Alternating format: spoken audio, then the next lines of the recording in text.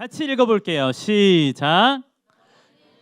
누구라 하느냐? 베드로가 대답하여 이르되 주는 그리스도 신이이다 하매. 마가복음 8장 29절 말씀. 자, 우리가 이것도 봤었어요. 네, 뿡뿡인 것을 봤어요. 네, 뿡뿡인 것을 봤어요. 자, 뿡뿡인 것을 봤어요. 네, 뿡뿡인 것을 봤는데 지금 3번 연속 봤어요. 자, 예수님께서 하나님의 아들이신 것을 적어도 3번 이상 우리는 성경에서 보았어요.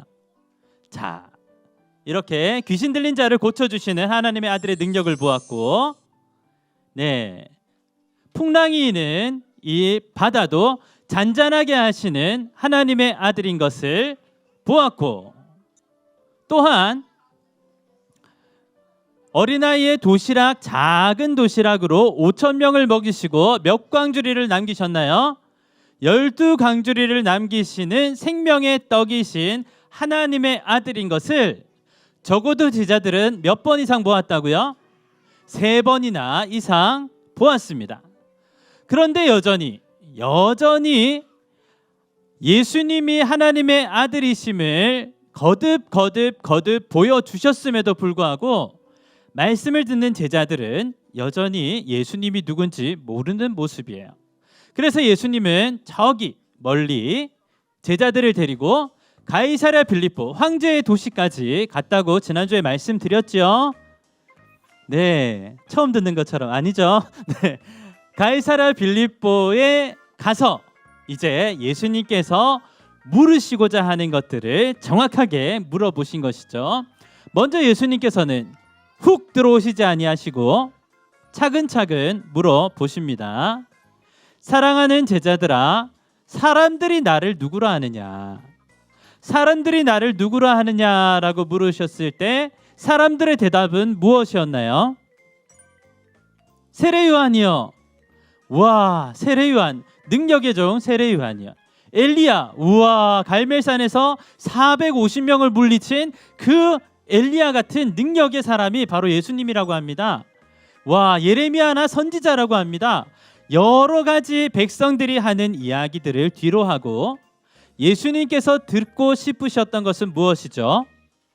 그러면 너희는, 나를 따르는 너희는 나를 누구라 하느냐? 예수님의 질문은 바로 이것이었어요. 황제의 도시에서 예수님이 꼭 묻고 싶었던 것이 바로 너희는 나를 누구라 하느냐?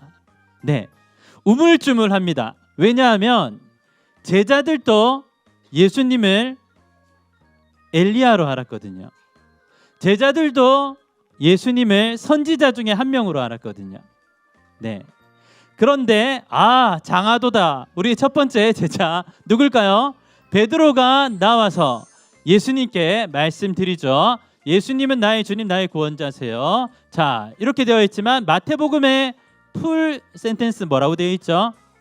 주는 그리스도시요. 여기서 나오는데 주는 그리스도시요 살아계신 하나님의 아들이십니다.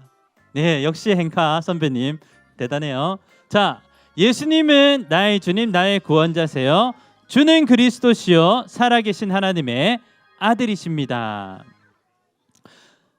이 정도 하면 잘하는 거 아닙니까, 여러분? 제자들 다 우물쭈물거리는데 11명 다 우물쭈물거리는데 한 명 나와서 주는 그리스도시요 살아계신 하나님의 아들입니다. 정답 이야기했으면 이 정도 하면 잘하는 것 아닌가요? 한 명만 고개를 끄덕여 주시면 감사하겠습니다.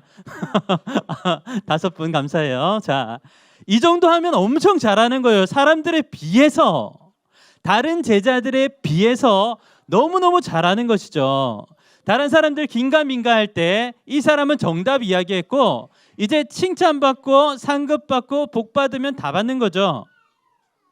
그런데 말입니다, 저는 이 부분이 항상 성경을 읽을 때 조금 의아했어요. 아니, 다른 사람보다 잘하잖아요. 정답 이야기했잖아요. 이건 하늘에 있는 하나님이 가르쳐 주시지 않으면 대답할 수 없는 대답까지 했는데도 예수님께서는 왜 베드로에게 그 자리에서 칭찬하고 끝내시지 않았을까라는 부분이 저는 조금 궁금했었어요. 그 다음에 나오는 이야기들이 이 이야기가 왜 여기서 끝나지 않는지를 우리에게 가르쳐 주죠. 자, 베드로의 신앙 고백, 주는 그리스도시요 살아계신 하나님의 아들입니다 라는 고백이 끝나자마자 예수님께서는 와, 그래, 이제 됐구나. 나를 살아계신 하나님의 아들로 알고 나를 주인으로 고백하는 너희에게는 내가 내 길을 이야기해 주겠다라고 이야기하시며 하나님 나라의 일, 자신의 길, 예수님의 길에 대해서 이야기해 주십니다. 그것이 뭐죠? 예루살렘에서 고난을 받고 3일 뒤에 부활할 것이다 라고 예수님의 길을 이야기하신 거예요. 그러자 어떤 반응이 나오죠? 베드로가 예수님 그러지 마세요. 그러지 마세요 라는 반응이 나옵니다. 예수님의 표정이 별로 좋지 않으시네요. 자, 그러지 마세요. 그러지 마세요. 그러지 마세요, 예수님. 사랑하는 여러분, 우리의 신앙이 익어 있느냐 설익었느냐를 구별하는 것이 바로 이 단어입니다. 예수님 그러지 마세요. 네. 주를 믿는 제자들에게 아직 신앙이 설익었다는 징표가 무엇이냐면 한 입 깨물어 보면 아는 거예요. 우리가 열매가 익었는지 덜 익었는지 보면 한 입 깨물어 보면 알듯이 바로 이 고백이 예수님 그러지 마세요가 아직 신앙이 설익었다라는 것입니다. 신앙이 설익은 베드로는 예수님을 말리죠. 그러자 예수님께서 아주 유명한 말씀을 하십니다. 어떤 말씀인가요? 네가 하나님의 일을 생각하지 아니하고 사람의 일을 생각하는구나. 저는 이 말씀에 굉장히 많은 은혜를 받았어요. 네가 사람의 일을 생각하고 하나님의 일을 생각하지 않는구나.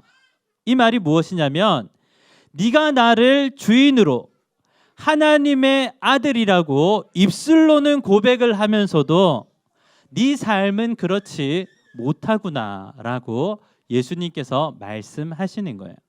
그래서 비로소 우리는 이 이야기가 이해가 되는 것이죠. 왜 베드로는 다른 제자들과 비교해서는 홀로 유독 뛰어난 대답, 정답을 이야기했음에도 불구하고 왜 예수님 그러지 마세요라는 모습을 보였을까요? 사랑하는 여러분, 예수님은 우리의 입술의 고백을 보시는 것이 아니라 우리의 삶의 고백을 보시는 줄 믿습니다. 2023년도가 시작하고 우리 아이들은 정말 무럭무럭 자랐어요. 네. 저렇게 일어나서 열심히 자기 표현도 할 수 있게 되었고요. 배로 이렇게 끌고 밀고 다니던 아이들이 어느샌가 일어나서 뛰어다니고 잡기 바쁠 정도로 튼튼해졌습니다. 우리 아이들은 올해 초에 비교해서 너무너무 잘 자라고 있는 것이죠. 사랑하는 여러분, 그런데 우리의 믿음은 어떨까요? 우리의 믿음은 예수님 그러지 마세요. 입술로는 고백하지만 실제 삶으로는 예수님 그러지 마세요라고 하고 있는 것은 아닌지 한번 돌아보아야 할 것입니다. 사랑하는 여러분, 제자들의 고백을 들으시고 예수님께서 자신의 길을 말씀해 주셨습니다. 우리의 고백을 들으신 예수님은 그때부터 자신의 길을 우리에게 보여주시는 줄 믿습니다. 사랑하는 여러분, 이 고백이 잘못되었다는 이야기가 아닙니다. 하지만 이 고백, 우리 입술의 고백 이후에는 반드시 우리의 삶의 고백이 드려져야 한다라는 것을 이 가을에 말씀드리고 싶어서 오늘 말씀을 같이 보게 되었습니다. 사랑하는 여러분, 우리의 입술의 고백으로도 기뻐하시지만 더 나아가 삶의 고백을 드리는 우리 태영아부의 모든 가족들 되시기를 예수님의 이름으로 축복합니다. 자, 우리 크게 한번 읽어보죠. 시작. 예수님은 나의 주님, 나의 구원자세요. 아멘. 우리 입술의 고백도 우리 자녀들이 보고 있고 우리 삶의 고백도 우리 자녀들이 보고 있는 줄 믿습니다. 함께 영광 돌리는 우리 태영아부 모든 가족들 되시기를 예수님의 이름으로 축복합니다.